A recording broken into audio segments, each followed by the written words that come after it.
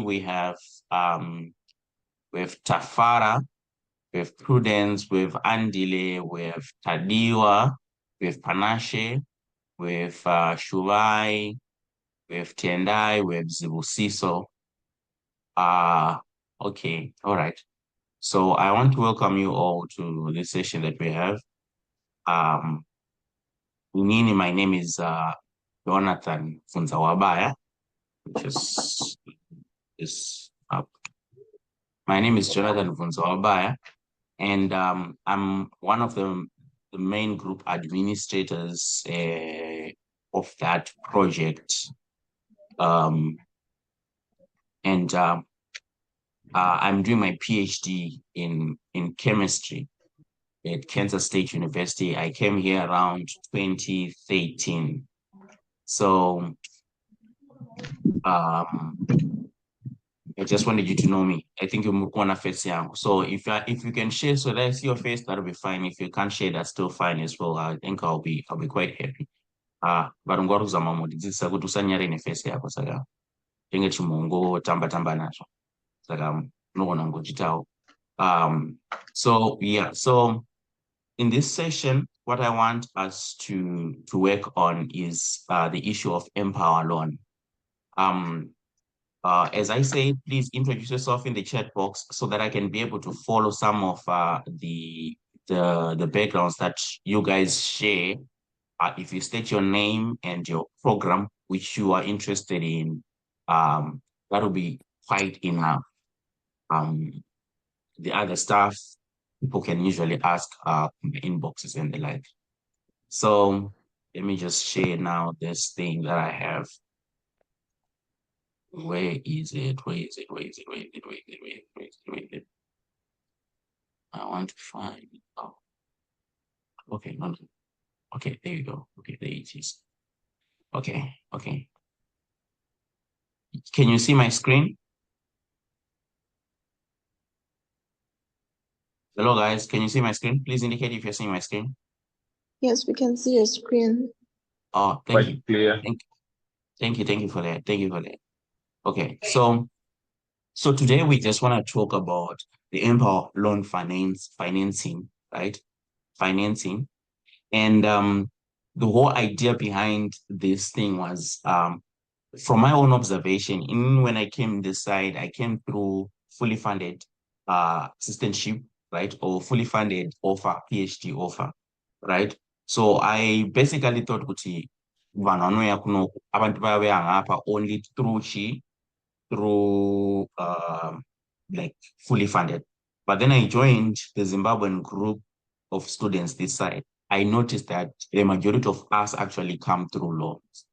The majority of us are actually doing masters. So it opened up my mind to, okay, if I'm trying to help people come this side through this thing of scholarships to the USA, I should put in the idea of maybe the loan aspect to it. So initially, this was not part of what I wanted to advertise or whatever say. But before I even say anything, I want to say that I'm not speaking on behalf of Mpower. I'm not an advertising agent. I'm not a profit-making organization. So whatever that I would say is totally my opinion, and I'm not representing anyone. The reason why I'm saying this is because this is the institution on its own.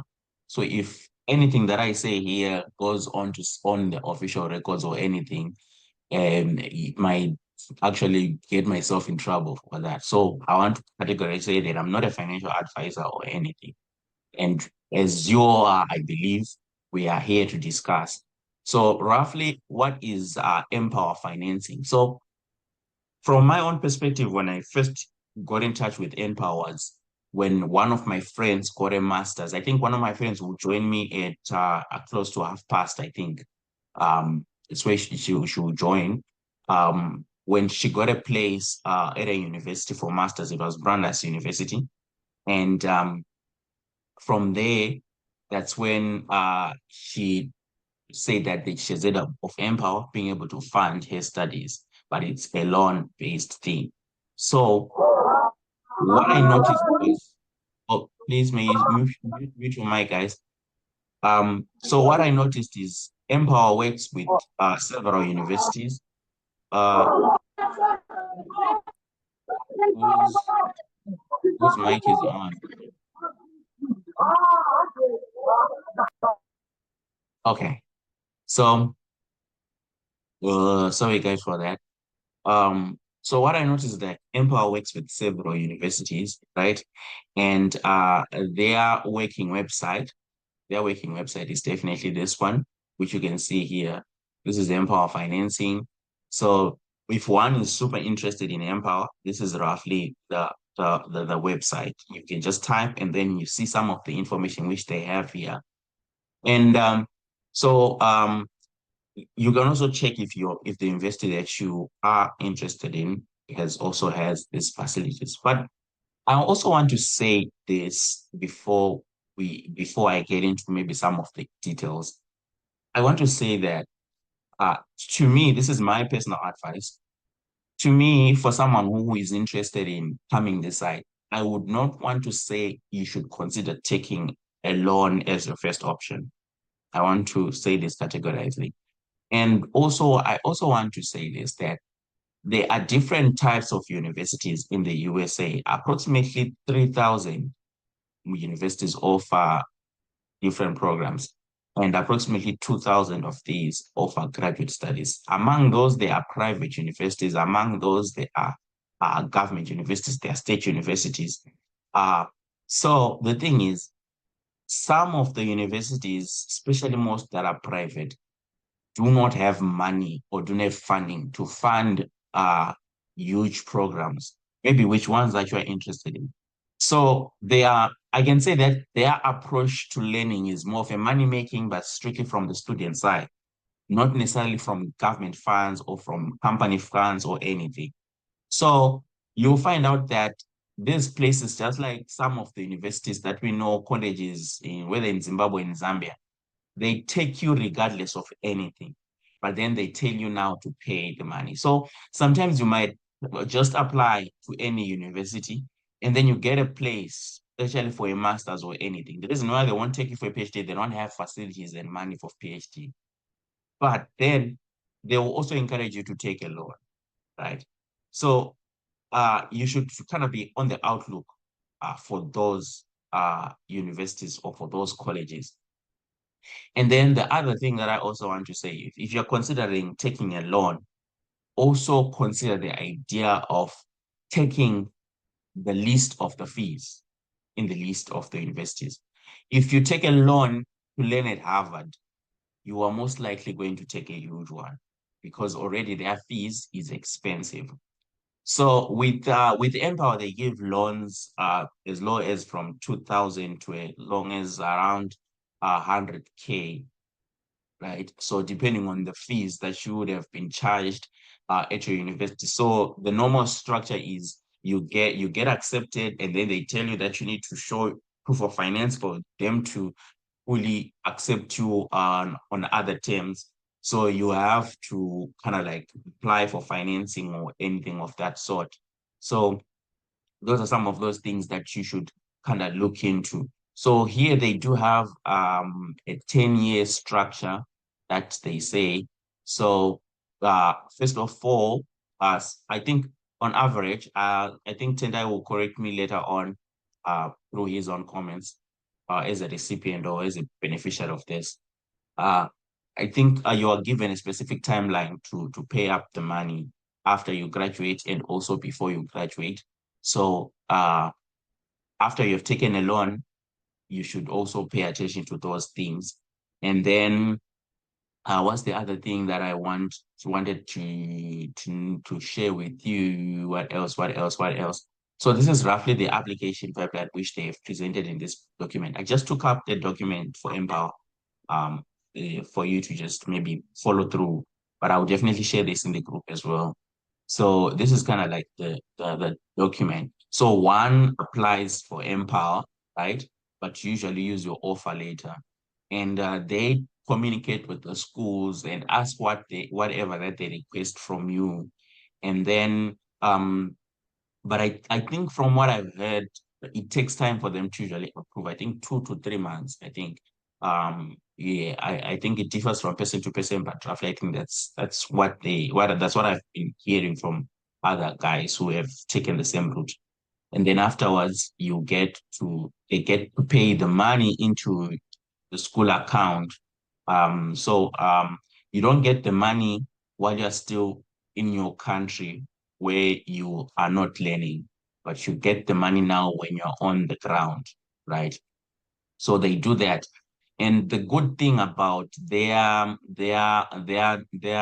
approach is that this is the only this is the only organization or loan facility which kind of is more accessible to internationals.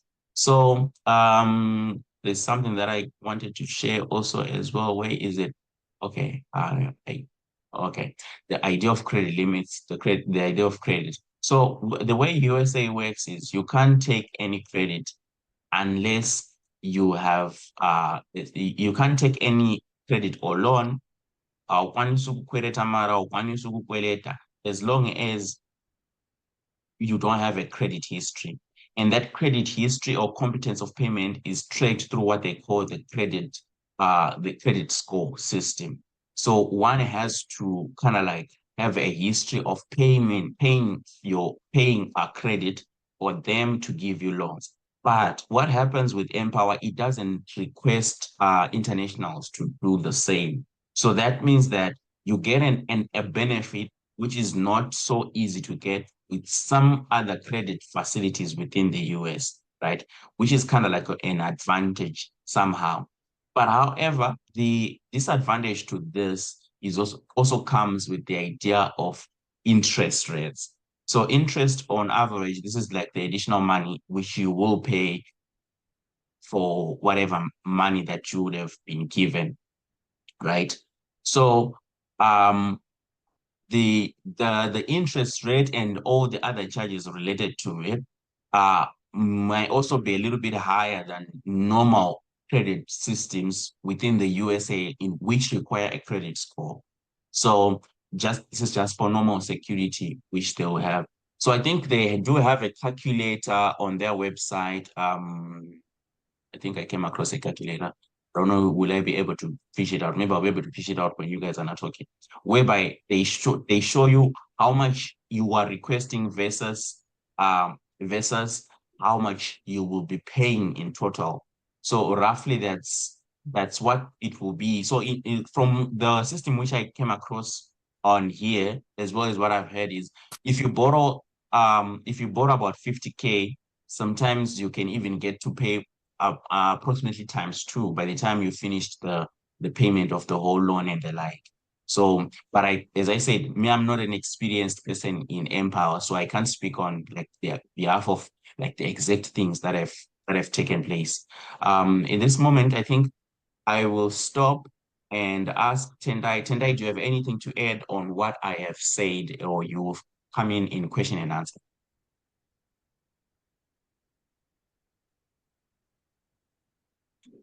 Tendai? Oh yeah, what you have said is quite true. And then I looked at on experience in terms of being a recipient. That's what brought me here. Because what happens is upon application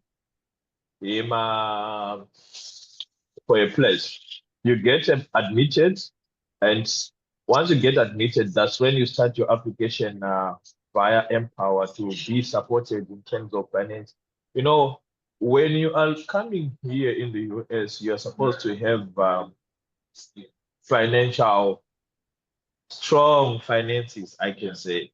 You should also have a statement that should prove that you are able to take care of yourself for 1 year here in the US.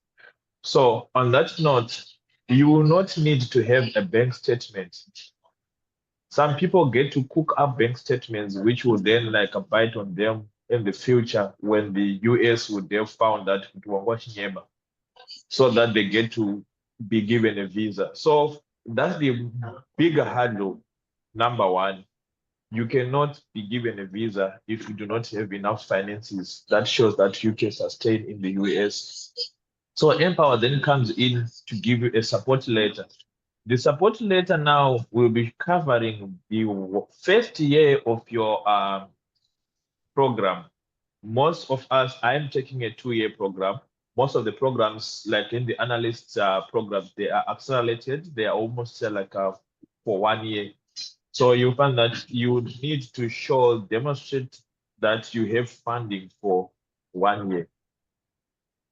So that's when this Empower comes in. It gives you a support letter that will be saying with takupa chikwereti iwewe chemari yakati, takupa chikwereti chemari yakati inokavha kwegore rese. So on that note, paishe payment dzavo payment avo iwe ukanga waapply that loan uchinge wanzi okay, it's approved. It can be approved within 30 minutes. That's the approval part, Jonathan, which I want to just like talk about. The approval part is within 30 minutes, you would know that you qualify or you don't qualify. You get it? Is that the eligibility test? Yes, that the the eligibility test. Yes. Okay. They would say it will be like approved to safety. You have been pre-approved. It will show you that you have your loan has been pre-approved of 60,000, 50,000, 40,000. So that's when they give you a support letter. But then the fact yekuti wewe unozo authorize the terms and conditions later when everything is done. There's what you call school certification, where the funder is now supposed to communicate to the school to say, Tendai is coming there. Arikuta program yakati, but yes, program yakati. And then they'll say, okay, fine, we certify this. So I tell you, you would have been guaranteed of the fact that you are going to get this money right from the very first day you're going to apply. Guaranteed to be one of you. But then now it knows that who's one authorization is your school certification. So if only the school certifies that because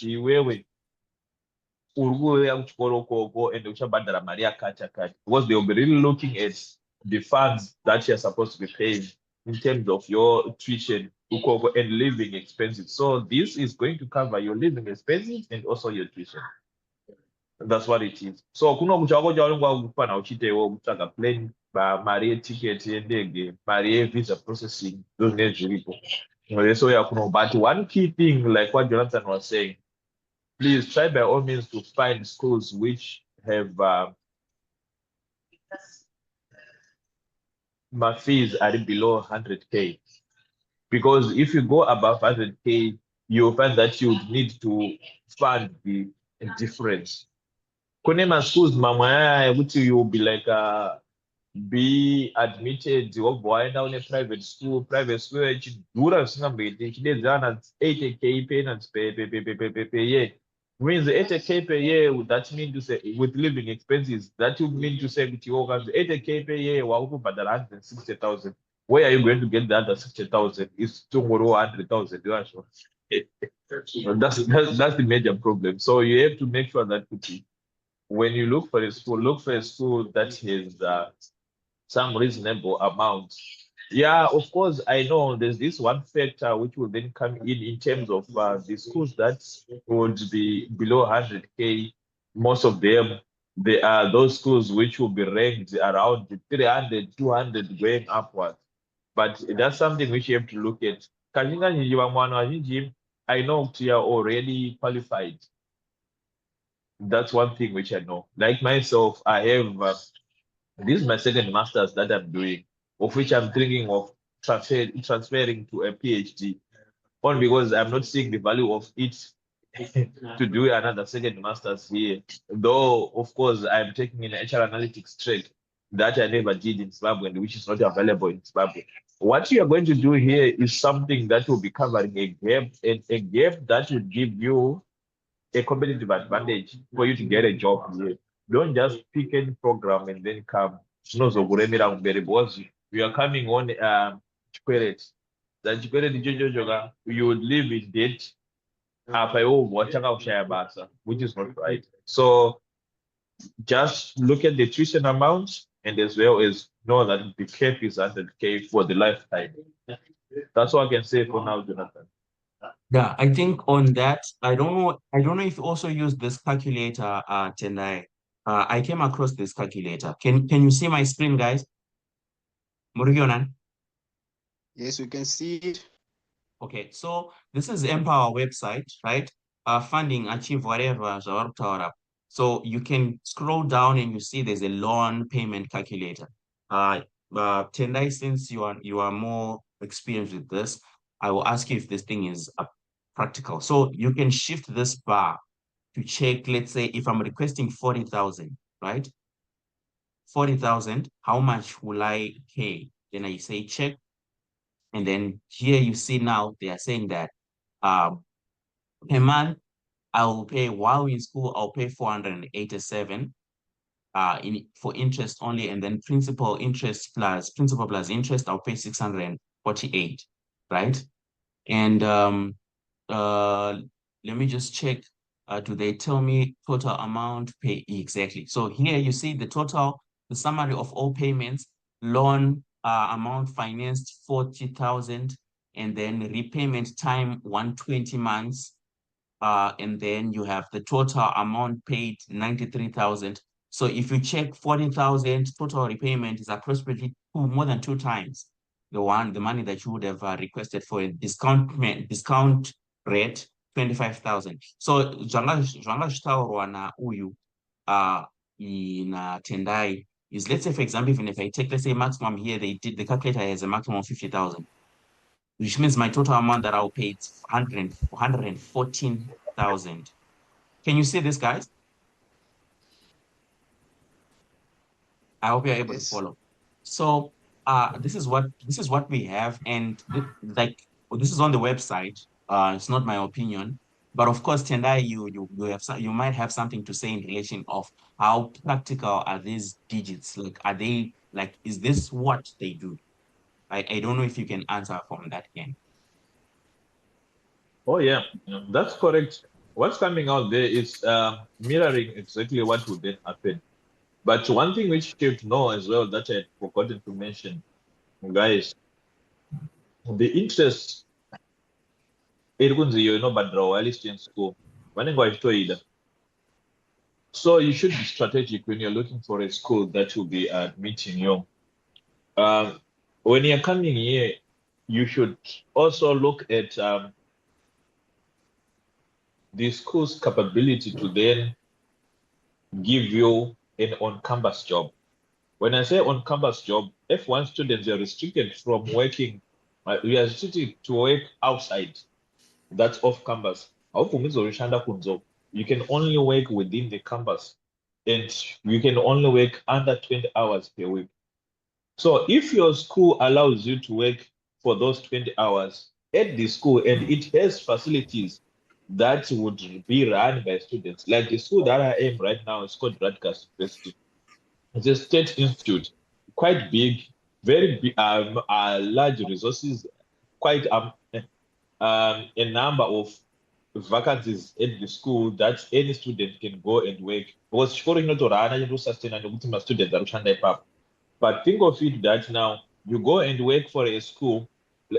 For this school, maybe I'll be talking about a school like in Zimbabwe, I'll be talking about a school like UZ. And it has a large campus, every my resources are equal. Or else we can even be talking about maybe, let's say, MSU is Shagane campus or Midlands, Kugweru campus. But think of it, manje, wobva inodzidza pachikoro chiri panumber 1 Kwame Nkrumah, Marare, MSU Mtown here.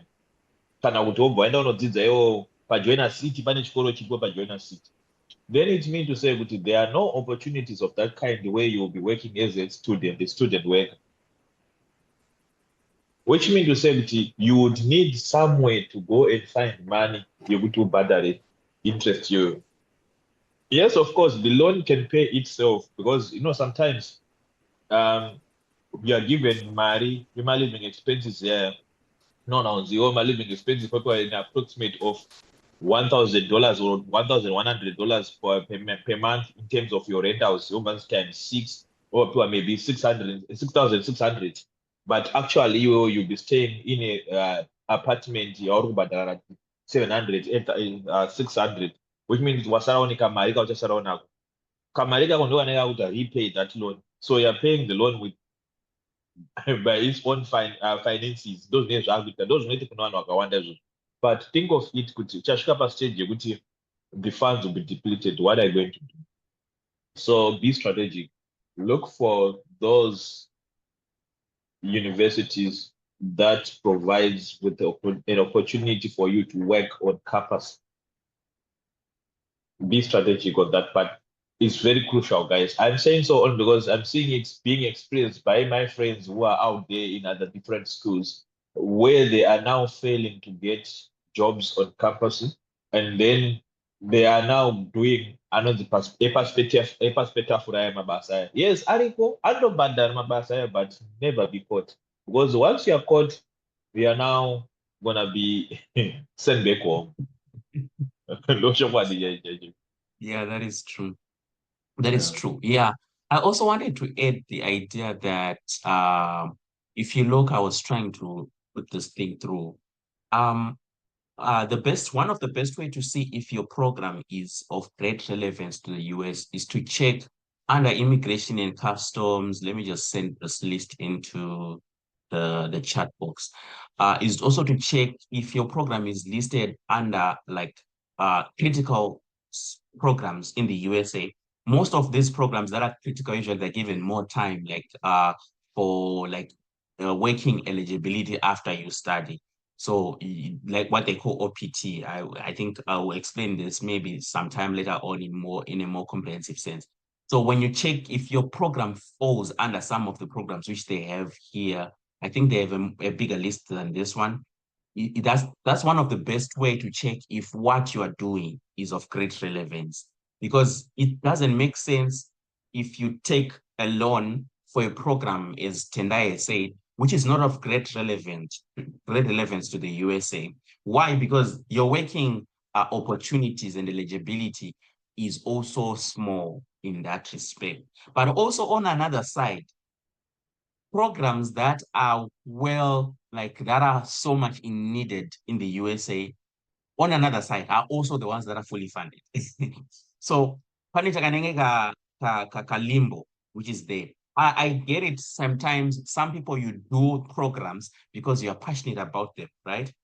But the thing that I've noticed after interacting with a number of you in the group is the idea that people are interested in programs, but without a reality check of what these programs, how they fit in where they are going and what they want to be.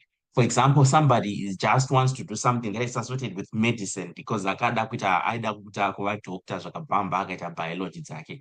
Saka now arada kuita something that has to do with medicine, you know.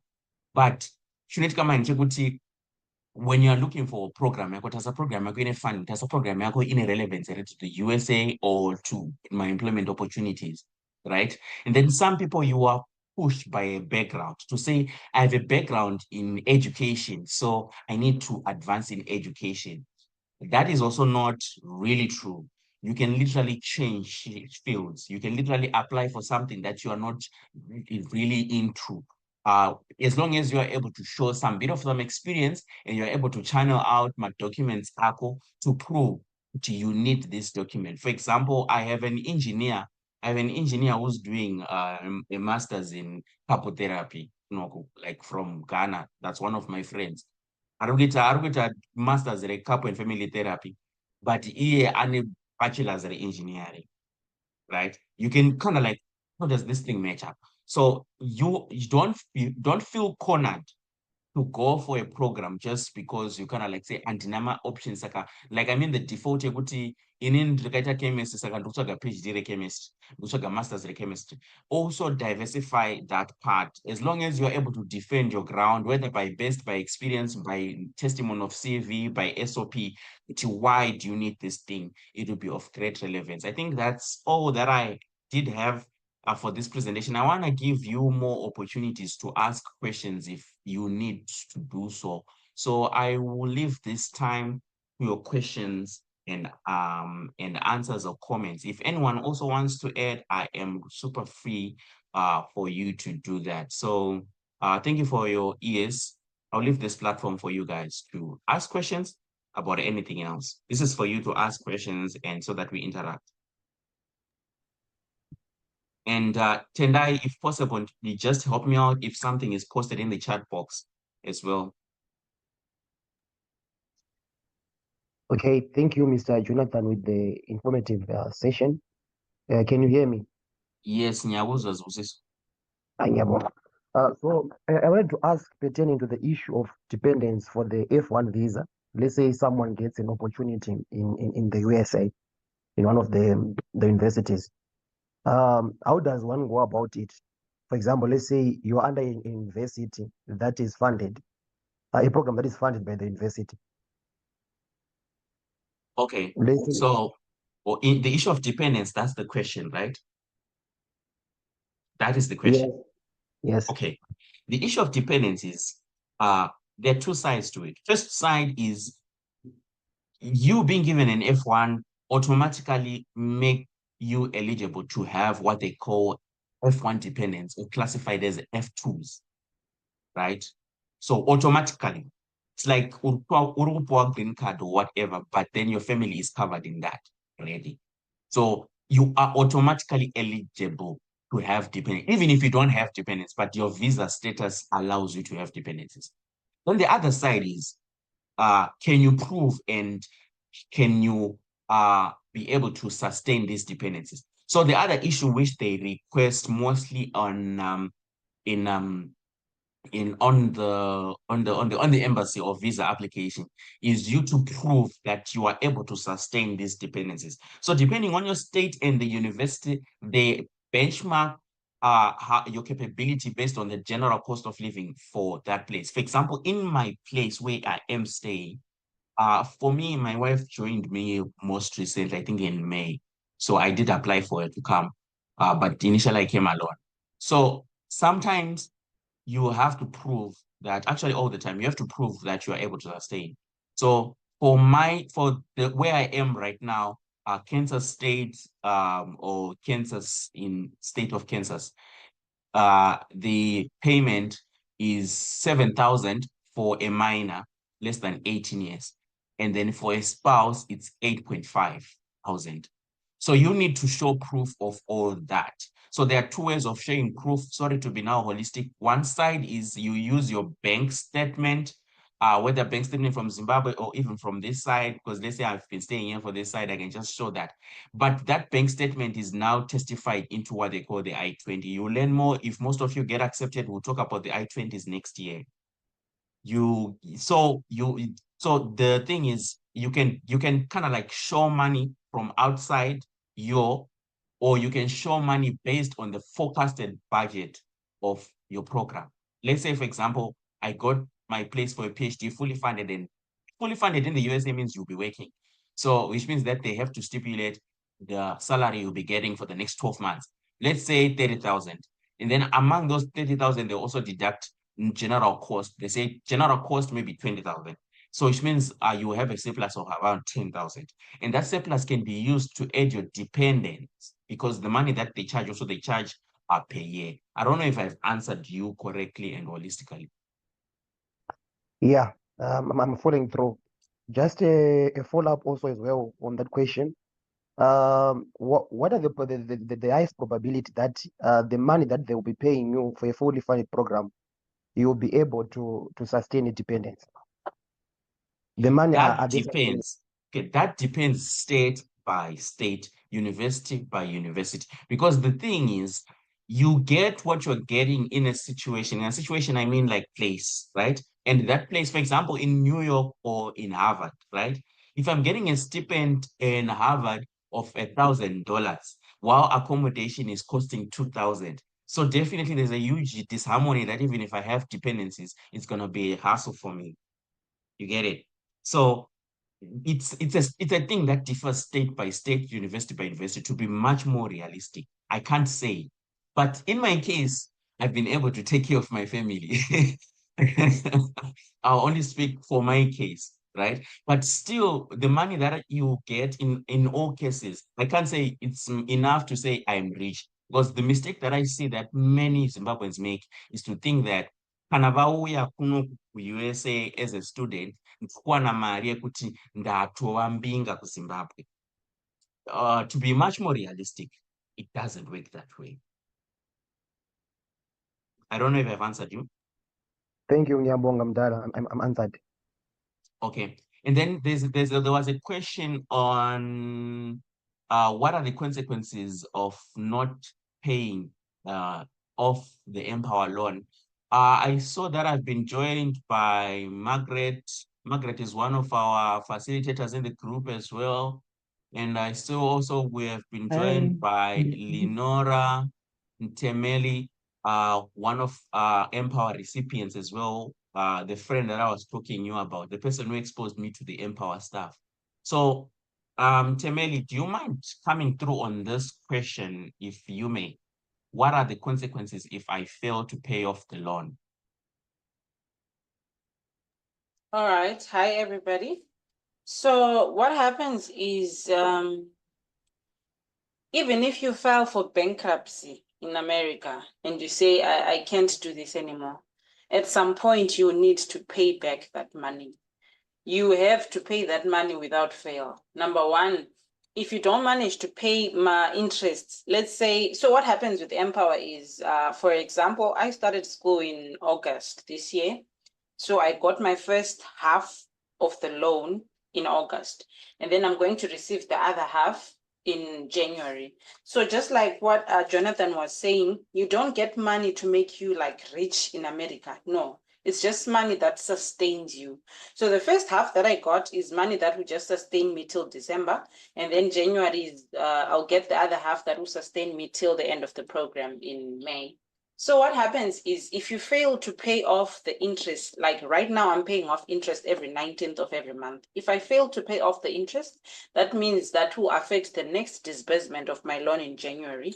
And second of all, if you intend to stay in America after your graduation, it can affect your credit score and a whole lot of other things. So I would advise you guys to get the lowest amount possible. I cannot emphasize on this enough.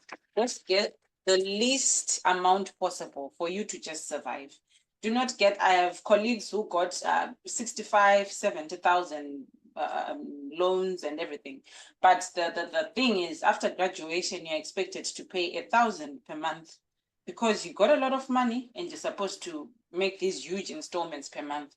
And realistically speaking, even if you get a very well-paying job, paying off 1,000 a month to Mpower will be a nightmare.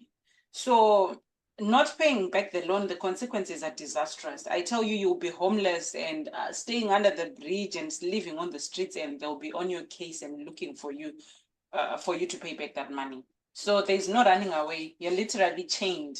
Chikwambo, so to speak, in Zimbabwean context, Chikwambo. So the only way you can actually survive this thing is just get the least amount possible, the least amount that can sustain your life here. And if you can get those on-campus jobs, like Jonathan was saying, the on-campus jobs will actually help you augment or rather maybe lower the living cost a bit, because usually the Maria Vanubadara is $15 to $20 an hour. And if you're working 20 hours a week or maybe 16 hours a week, it's okay as long as you maintain a lifestyle that you can, sustain and don't go beyond your means or rent kuma $2,000 apartments when there are $1,000 apartments in your area.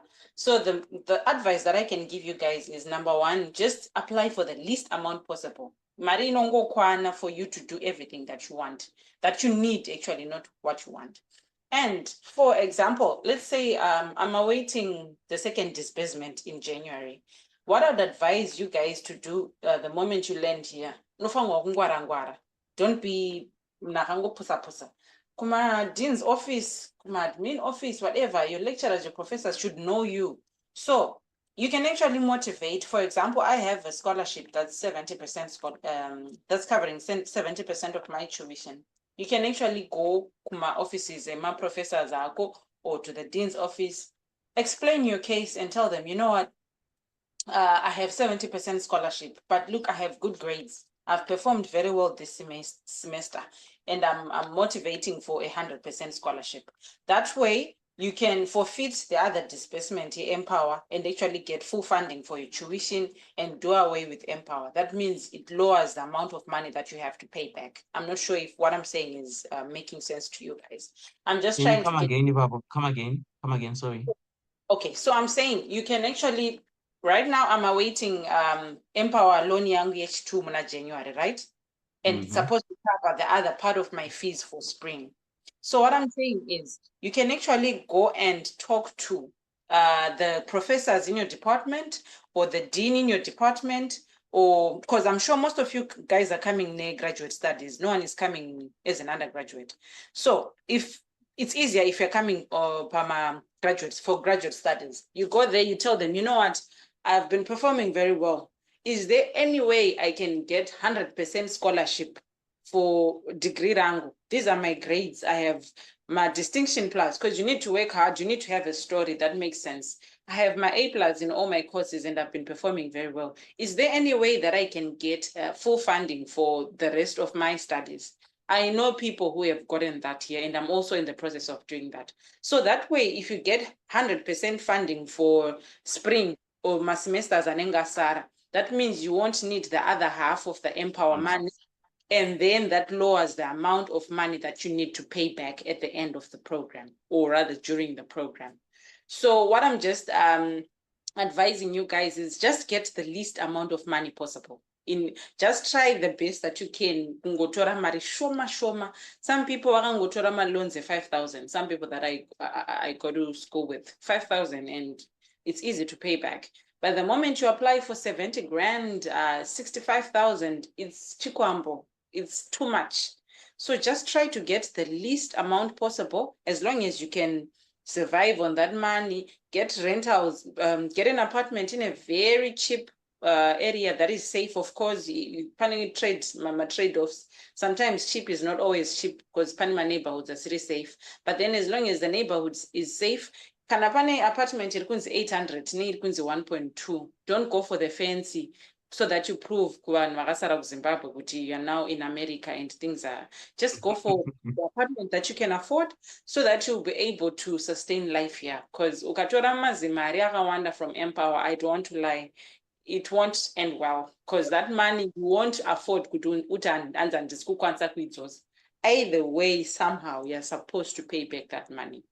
Yeah, that's my input, Jonah. Thank you very much. Thank you. I really appreciate. Tendai, do you mind coming in with this one? Because I know you were working on this one. Let's say one gets an I have a Mpower loan. question, Mr. Jonathan.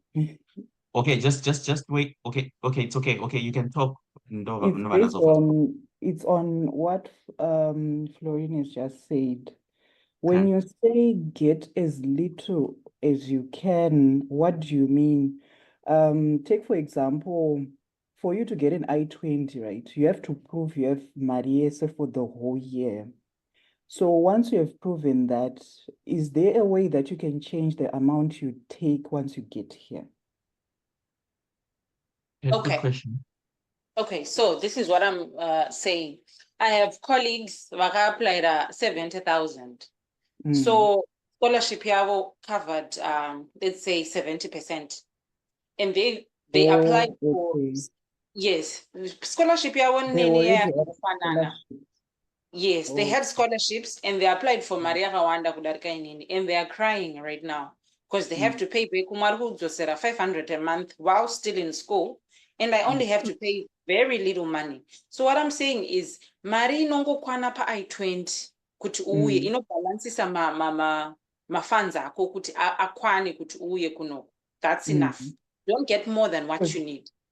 Yes. Okay, so and even wazouya kuno wazouya, try the best way possible not to get the other disbursement, because like I told you, Maria Chona doesn't come at once.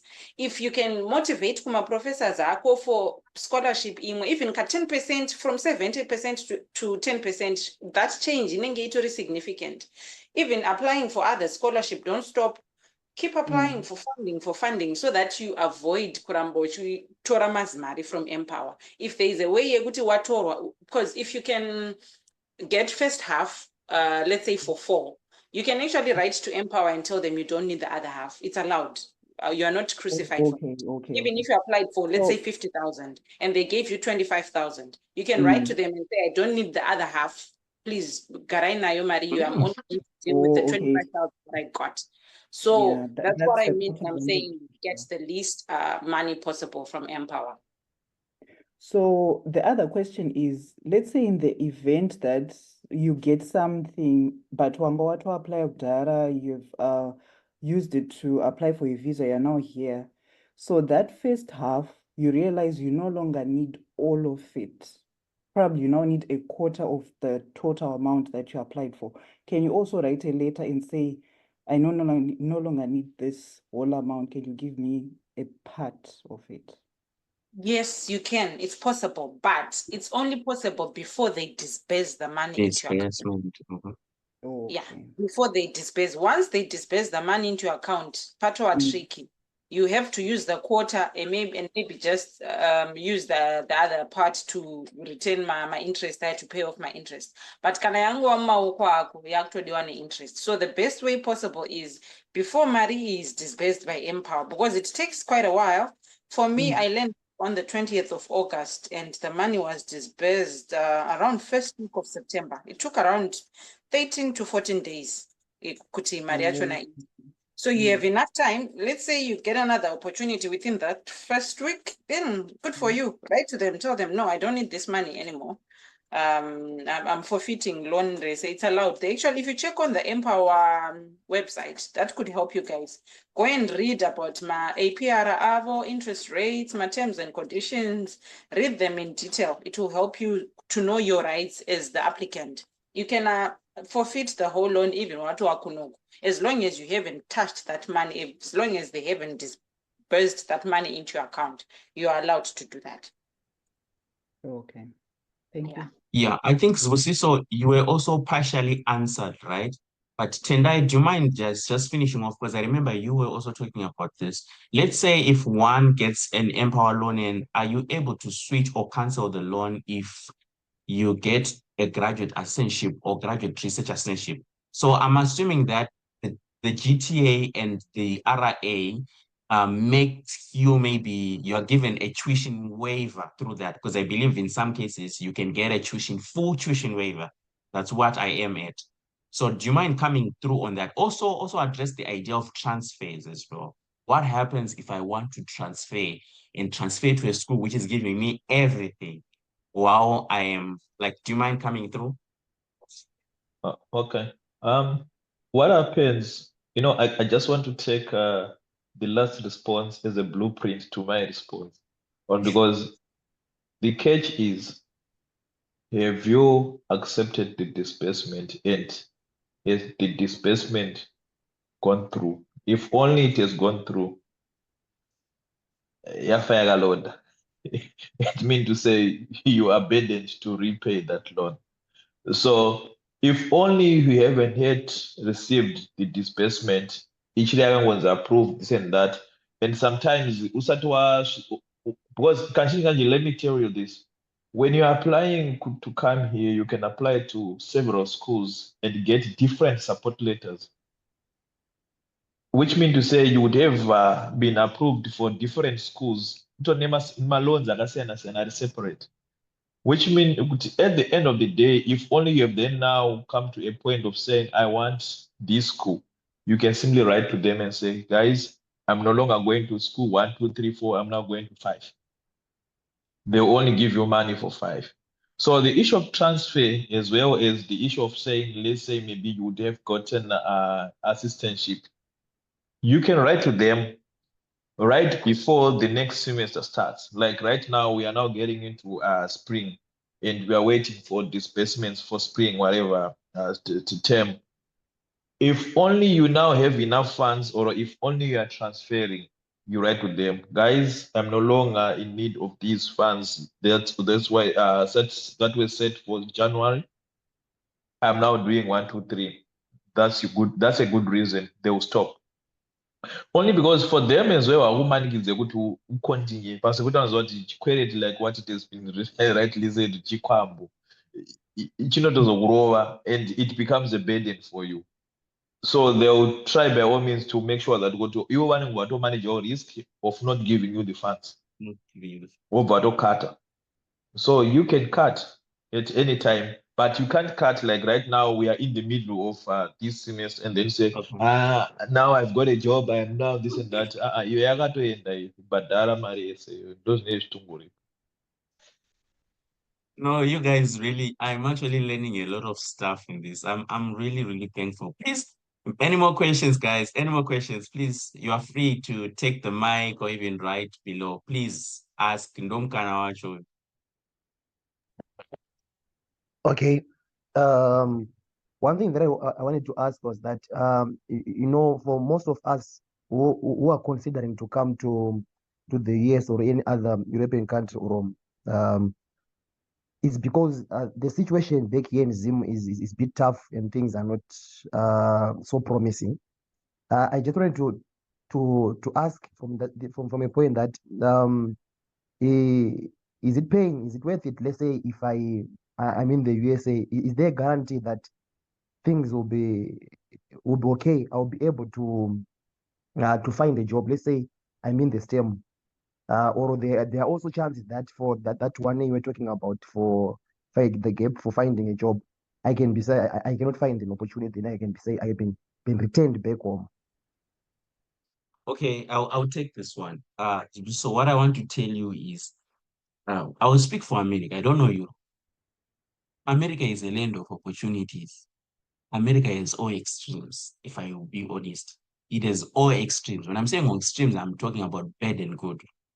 So, as into it's strictly so dependent on you. For example, as you heard, I think you heard Lenora, he said, wakawaya kuno kunufana kungwarangwa. That is one thing that make people survive. There are people who come this side with nothing through asylum, if I'll be honest, who have nothing, completely zero, zero, zero, zero, zero, zero. As when you're coming with school, at least you're coming to study, you are guaranteed of something. So I'm putting these extremes to say America is a world of extremes. It's a world which they say of opportunities and also disopportunities. So it's kind of very much dependent on you. Like for example, if you ask me, I'm doing my PhD, is my future guaranteed? Right? Is my future really guaranteed? There are some cases whereby people are forced to move to Canada, Australia, or whatever, because their future is not even guaranteed, even in the context of a PhD. I'm putting that extreme as well, so that you see the upper limit. But the average limit now is America has numerous opportunities that go along. But what is the chase? The chase is your status versus the job market. When I'm saying status, I mean your legal standing as an immigrant in America versus what you want to get. So you have to chase those things. So we mentioned two things. One thing, you have to get to do a program which just automatically gives like around 3 months or whatever, three years OPT, like being able to work within that same status in the USA, right?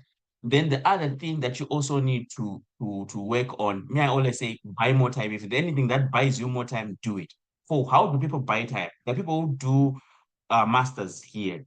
They apply for a PhD not because they want a PhD, but they want to buy more time, because getting a PhD, doing a PhD buys more 5 or 4 years as far as your visa status is concerned, right? And then as far as changing visa statuses, there are many numerous ways in which one can change visa status. And also, I repeat this, it depends on you as an individual, like wakabate pattern in terms of your credentials, your experience, your GQ, whatever that you have. So it also now marks up how you're going to be positioned in whatever. There are people who don't finish PhDs, by the way, who come here would come here for PhD and finish with a master's. Why? Because they saw an opportunity outside. The people who come here doing PhDs or masters, then they apply for change of status, maybe green card, what they call mostly these days, they call it the EB2, EB3. They apply for change of status, and they are no longer interested in pursuing a PhD or master's. They go straight into work industry. So I don't know if I've answered you, Siso. Thank you so much. I'm answered. I'm answered. Yeah, of course, most of the time we are very skeptical to take the opportunities for PhD, or sometimes you may be thinking maybe, let's say in the case in the long run, I want to drop out. Would there be a room for that after completing the masters for the first year? All right, no, that's fine. Okay, so for now, I want to leave out questions for strictly Mpower. So it's not that I'm cutting you off, but I want to give opportunities to ask, because I have two people who are willing to answer based on Mpower. Do you mind if I give those people platform? Like, I mean, the way of questions strictly to Mpower, so that we get to finish this part. Is there anyone with questions on Mpower, strictly Mpower? Because I see it's 8 o'clock and I will need permission or with Margaret, with Tendai, and with Lenora if we are to stretch more minutes on this. Margaret, do you still have more time? Yeah, I have a question on Mpower. You said could see the interest, you start paying them as soon as you get the money. How soon is it? As soon as they disperse after the first 2 weeks, or you are given like a grace period before you start paying? And how do they charge the interest? Okay, just before that, how many minutes do you still have, Lenora and Tendai? These are my guests. I need to address that because time is already past. How many minutes do you still? I can stretch for another 10 minutes more, but just to answer her question, Mhm. the disbursement comes, let's say we are in November, right? Mm. Your first payment could be then now be put in December. That's what they do. The next month, the following month, chitang to pay the interest. And in terms of the interest, when you apply and they approve your loan, they would also show you how much you're supposed to be paying. Oh, You'll be given the rate of the amount you're supposed to be paying. Like on a calculator, and just one Jonathan, it was even showing you the interest that you're supposed to be paying. So you'll be told that you'll be paying so much when you are in school. So you get to know and have an appreciation of what you are expected to be repaid. So that's when you also have to look at the school where you're going to, how much does it pay for on-campus jobs? Would I be able to sustain this? Some of the jobs, not the on-campus jobs, are repo, but you won't get the enough 20 hours. So, like what it has been said, for you to make up those 20 hours, you have to make up those 20 hours so that you'll be able to get enough money to repay that interest. okay. Okay. More questions, guys. More questions, more questions, more questions.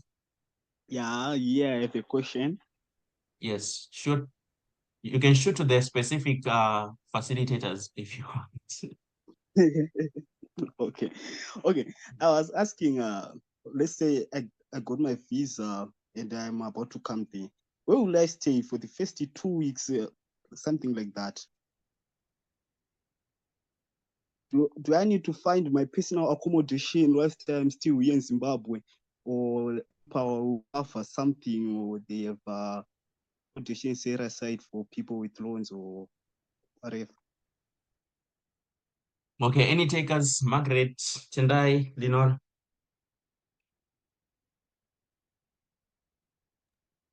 My Any brother, takers? Right. Mhm. Continue, Okay, you Tendai. go ahead, Tendai. okay. My brother, let me tell you one thing. The schools differ. The larger the school, it would have on-campus accommodation, but the on-campus accommodation, most of them, they are quite expensive. When you come here, if the school has on-campus accommodation, then you would have an opportunity to then apply way before you come here and be guaranteed of accommodation the very first day when you land. But if the school does not have accommodation, you have to look for off-campus accommodation, of which if you pay uri kuZimbabwe. You should have certain authentic websites where you can pay guaranteed kuti uri kuswana accommodation yako when you are still in Zimbabwe, and it's quite very difficult. And some of the places around some of the states, we now have communities where people would join on WhatsApp group, and then they will point you to some authentic person who will be able to whatever guarantee you of a place to stay. But within them also there are some other shrewd people vari kudupa vanhu futizve, vari kubira vanhu futizve, so you should be very careful. But the question yako yawabvunza kuti would you be guaranteed of a place to stay? No, you won't be guaranteed. You have to secure one. And if only you are to stay, let's say, for 2 weeks in a B&B, my brother, you become broke way before you start your life in US. What you're supposed to do is find someone, pinda mumagroup tsvaga, guys, ndakawanawo nzvimbo ndikuuya kuBoston, ndikuita so, this and that. Are there other people who are willing to? And also be vocal in the groups dzema-application idzodzidzi. Mawanawo nzvimbo kuNew Jersey ndevapi umovha mawana, ngatibatanei titsvage pekunogara. So that when you come here, you have people, strangers of course, but you have somewhere where you can go and say, we have got this money, tosvikotangawo pekugara. Mari yedu ndeiyi, mobatanidzana. The other thing is, without social security and also a credit score, it's difficult for you to get an apartment. Zvakanaka-naka. So you need some other people in your network to point you where to go. So I think you have to create your network. Uchitori ukoko. That's one very key thing. Yeah. That's all I can say for now. Ntemele, do you have anything to add, right? Okay, so I think he has just alluded to everything that I was going to say. But then I wanted to say, what's important even when you come to the US, try the best that you can to get as much information as you can from your fellow Zimbabweans, your fellow Africans, because that's how you get even apartment here. Most of the people who come kunoku, one girl that I met at the airport, angakatobhadhara rent yake ari kuZimbabwe and everything. She was paying straight to her apartment. So like Tendai has said, you can actually make that arrangement. Then there are also my groups, anema Zimbabweans in the US, Zimbabwe international students in the US, whatever. So you can join those groups like Tendai has said, and then ndukuyawo ndukutsvaga kwekugara. But what's important about being kuno, what's important the most kuno for America is try the best that you can to maintain a network, nema fellow Zimbabweans, nema fellow Africans, because the truth is getting housing might be a nightmare. These things, of course, it differs from state to state, but it took us almost 2 weeks to return an apartment because we didn't have the credit score, we didn't have my referrals from any American, we didn't have anything. So like it was difficult, but of course we were lucky enough to be hosted by another Zimbabwean family.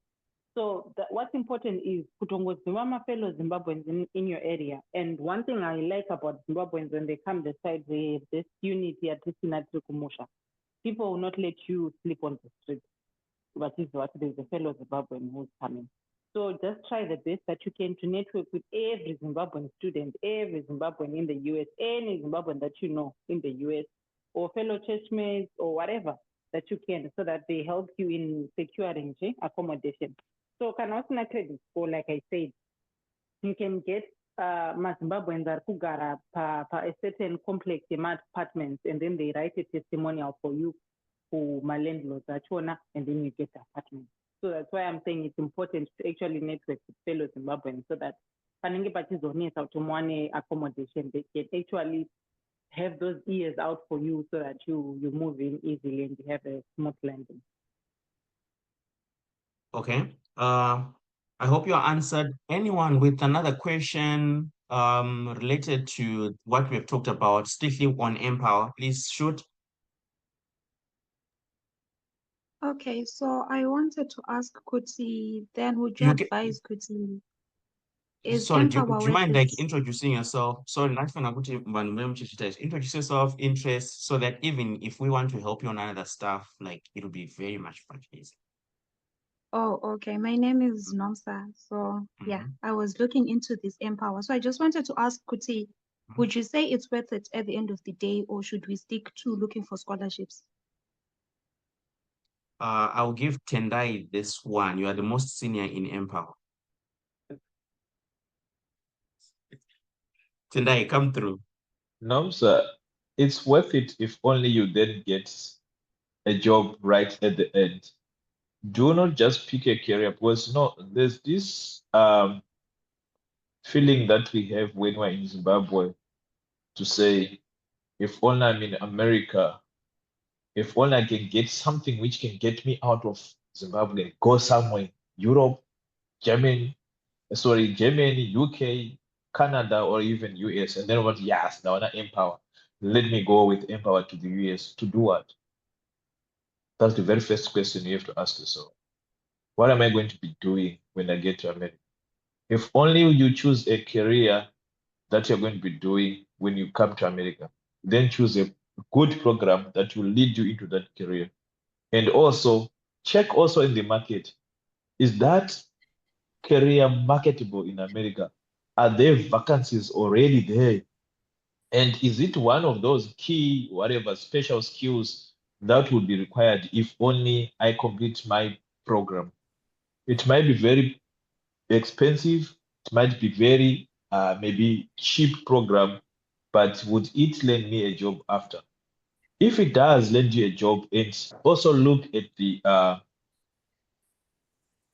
annual whatever salaries for that particular career or particular job, would it help you repay the loan back?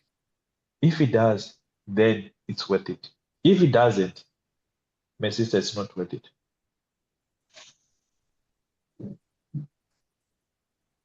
Thank you, Nomsa. Any questions? Any questions? I'm now in questions mood because I want you guys to have as much assistance as possible. Okay. Any So questions? now I need Yes. to add on to the answer, Nomsa. So her question was, am I better off getting a scholarship in comparison to the Empower loan? So generally speaking, a loan, even in Zimbabwe, is bad news because it's money that you're getting for use, ipapo, and then at the end of the day, you're going to pay more in the long run, paying that money more interest in the long run. So generally, wherever you are in the world, a loan is not like the first option. But the reason why all of us are on Empower is because we didn't have any other options, and Empower was the next best option so that we get the life of our dreams. So what I would say is, if you have any chance of getting a scholarship, trust me, you are better off with a scholarship. If there is a way of getting full funding, if there is a way of getting a loan from a family member, a rich family uncle, I mean, a rich uncle or whatever, you're better off owing that person without paying off Mario at 15% interest. So if you have that option, you want a scholarship, then go for it. Why would you get a loan when you have scholarship? If you have a scholarship, you're going for the scholarship. But if everything else has failed and you can't secure funding for your degree, then I'd say you have Mpower. But then even what Mpower, like I said in my first contribution, what Mpower, if other opportunities come, what degree, you can actually cancel the next disbursement and do away with Mpower. I will not advise vanina wangu mtirasika kuti torai mazimari and you come here and for the next 10 years you're going to be in prison because of that. So the honest truth is, if you have a scholarship and if you have an opportunity, maybe ku New Jersey une 100% scholarship, but then ku New York une 30% scholarship, why not just go for the 100% scholarship? Given, of course, it's a career is valuable in the US and you can actually secure a job afterwards. So if there is an option, you could 100% scholarship and maybe living expenses and everything, kunoku na 30% Mpower and itazopeza the 70%, I'd say go for the scholarship. You don't want to be owing money and paying hundreds of thousands of dollars after your college. Thank you, Mtemeli. More questions, guys. More questions. More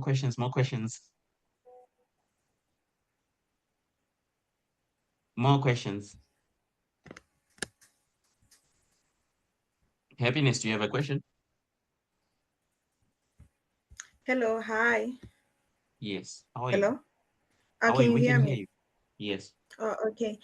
So I initially had a question on how I can determine Uguti, the program that I want to do can guarantee me a job. And then I saw that you shared a link where we can check because for example, I am in good industry, food science. I'm currently doing my master's in food science, and I had those reservations. OT, maybe you take the loan route, and then you don't get the job and whatnot. But then as I was following like the charts there, I saw Uti, you shared a link where we can check. Okay, that's my approach of checking, but I don't know if other guys have anything to comment to that. Okay, let me just say the approach that I use is you can check on the US groups of programs which have usually 3 years extension on the OPT. That's my way. But I don't know if there's another filter which can be used. Margaret, Linora, and Tendai, you can pitch in there if you have anything to say along those lines.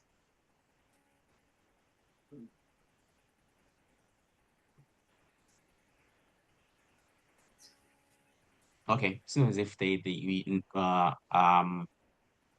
okay. Are you answered somehow, Happiness?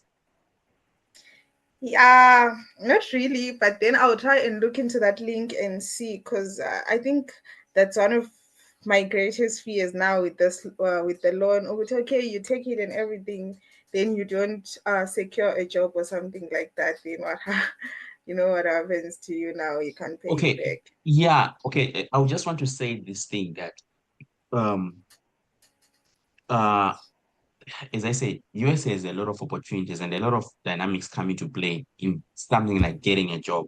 Because getting a job is also dependent on your connections as well, in how exposed you are, how much are you good at really marketing yourself. Apart from the program itself, I think people who have got jobs doing like programs such as leadership communication, that is 1 year optional training option. They got like permanent jobs.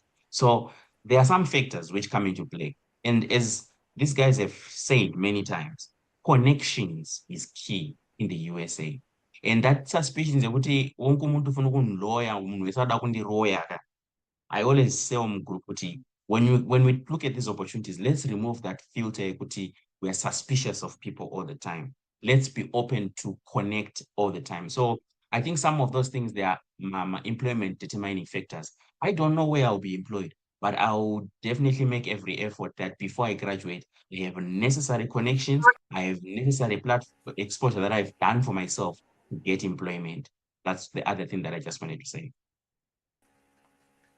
Also on that one, Jonah, on my sister who's skeptic on getting jobs, the thing is when you are still in school, you don't look for a job after you're done. That's the misconception that people have. You don't start looking for a job when you're done with school. You look for jobs while still in school. You start creating your LinkedIn account, making sure that it's up to date, making sure the headline here, when people read your name and the statement that comes just below it is a filter equity when someone is searching for, let's say, public health data analyst, your name comes up. So those are the things that you need to make sure it's in place. So you look for for example, the university that I attend is called Brandeis, and I'm not sure if Handshake is partnering with all the other universities in America. I'm not sure on that one, but there's It does. it does. Oh, great. Mhm. So there's a website known as Handshake. It's almost like LinkedIn, but per Handshake, you actually find Brandeis alumni in various companies. So, for example, you have alumni working in the World Health Organization. You can actually connect with them. Hi, my name is so and so. I'm a 25-year-old lady from Zimbabwe. I'm doing my master's in whatever at Arizona State University. So I'm looking for job opportunities as soon as I graduate in the next 1.5 years or whatever. Are there any prospects at the World Health Organization? So that person, that alumni can actually put in a good word for you, can actually tell you to apply using this route so that you actually get a job. So getting a job in America is not something that you do after graduation. That's the mindset that you need to get rid of. It's not like you are done with school and then you say, right, now I'm looking for a job. No, You prepare for that. Once you land in America, you're also preparing for the time after you're done with school. So by the time you are 3 months into your program, you have already established a nice LinkedIn profile. You're already connecting with alumni in various places. You have your handshake account, your BConnect, Indeed, all those jobs, whatever platforms, everything is in place. You're updating your resume. You're applying for internships if you're allowed to have to do internships while still in school. And yeah, that's the stuff that will actually help you so that you actually get to pay your Mpower loan, because either way, Maria winning is you. Happiness, are you answered? Oh, okay. Yeah, I'm answered. And then one last question. I'm sorry. I joined e-meeting late, and then I didn't get Uguti. Is the Empower loan thing, is it something that you can just do on your own online, the applications and everything, or you need a middleman or a middle whatever to do it for you? Because I think a friend of mine shared something with me where there's people that were saying Uguti they can do it for you, and we're charging like in Kalagatas as money. So Okay. I'll answer just in a brief on this one. Um, the whole idea behind this interaction is so that we equip each other with necessary information, even when you're approaching this thing alone. But one thing that I've also noted is Uti, it's good to have somebody who has walked that path to guide you always. Even apart from them themselves, the Empower guys, they have a good supporting team, I believe. They will definitely support you with the process, with whatever. The good thing about their Americans is when you write to them, they respond fast. That's the honest truth. So yes, they do have. But also from the other side of Uguti, it's no one is marketing, but somebody has walked the path. That's why we are here. That's why we are kind of like there to equip each other with this information. So you can get to do the applications with the help of those people who have done this. This applies to even all these other stuff, this other project we are doing, and will apply to the USA. The whole point is before you step into a journey, at least have enough insight about that journey from those who have walked the similar path so that you avoid the same mistakes which those who have walked have gone through. That's the whole point. okay. Thank you so much. I think I've been answered. Okay, so I'm planning to close this meeting at half past. So are there more questions and then or we may close? Any more Jonah, questions, guys? I have one thing that I want to tell this guy. Mpower will be hosting webinars from the time you'll still be in Zimbabwe until the time that you actually come to. So they host my webinars on what to do when you land in the US. They have this F1 hire platform where they actually help you to tailor make your CV for a small fee, I think, and all those things. Please, it's important for you to attend those webinars. In my information that I got was through attending those webinars. So when they tell you visa process, how to answer my questions as an F1 visa applicant, how to navigate this, all those webinars are important. It's important for you to attend them. So they'll be sending you, I think, bi-weekly, once in 2 weeks, yeah, something like that. And they'll give you my date at the next webinar and the topic that they'll be discussing. It's important for you to actually attend those webinars so that you get more insights in what they expect of you when you make your loan repayments, the portals that you'll be using to make the payments, and all that. So it's also important for you guys to join those webinars. Don't overlook them. Yes, okay. Is there anyone with a burning question? I think we're about to close now. Do we have anyone with a very burning question?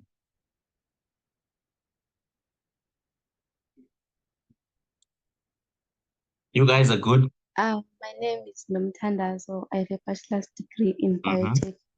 So I want to ask whether when to apply for assistantship jobs, as you are still in Zimbabwe or when you're in USA. Come again. Come again.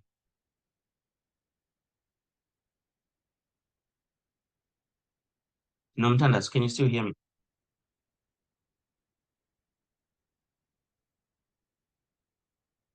Okay, seems as if there was a network problem.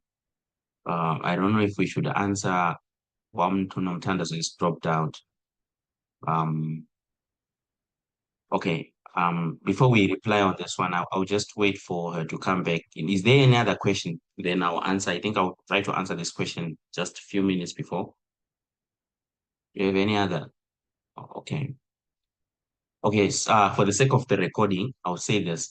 As far as assistantships are concerned, usually when you apply for whether master's or PhD, usually the program page department, the departmental program pages, they usually tell you, is there funding, partial scholarships, or anything related? They are categorically say that in most cases. So it's good to make those web pages your friends, right?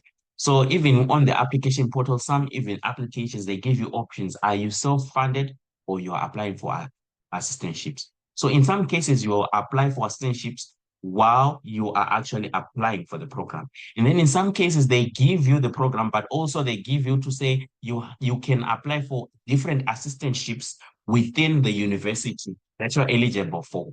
So in some cases, I think, Margaret, you can comment on that partially as well. You can actually get a place in a specific university, but then you can then do application for assistantships or other funding options after you get a place. Margaret, do you have anything to say? Just in a, I think, brief 1 minute, then we close. Yes, like what Jonathan said, some schools, they separate the application process. They say first you get the offer for a place, for a master's place, and then you apply for either a GTA or a TA position. So you can either apply the same time or apply separately. So it depends with the school. Yes. Thank you guys. Thank you guys. I really appreciate your attendance to this meeting, and I hope it was greatly beneficial to all of you. Final remarks, I would say, guys, make use of the help, every help that you get to do this stuff. Also encourage others, also be liberal with information. There are many more sessions we'll have probably next year when we'll be more working on the actual application process. But given that most of you are actually successful, I will try to schedule a session in which we try to brief each other on what next once you get accepted, whether you have funding or you don't have funding. So I look forward to those steps as well, and encourage others to join the group. Also follow my YouTube page, which I just started, which I share some of the snippets of what we've been discussing. And I also want to thank you guys, my flankers or my facilitating members, Tendai, Margaret, Lenora. Thank you guys for coming through. I really, really appreciate. And I want to invite you to keep on doing this for as many people as possible. Otherwise, with this, I don't know if any of our facilitators have final remarks before we close.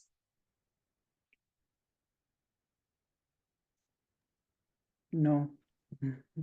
Okay.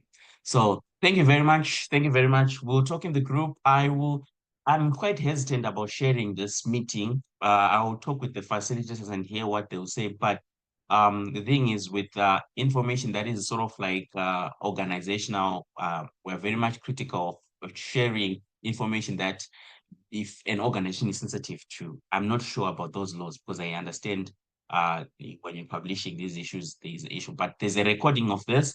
If you want a private link to it, I'll be able to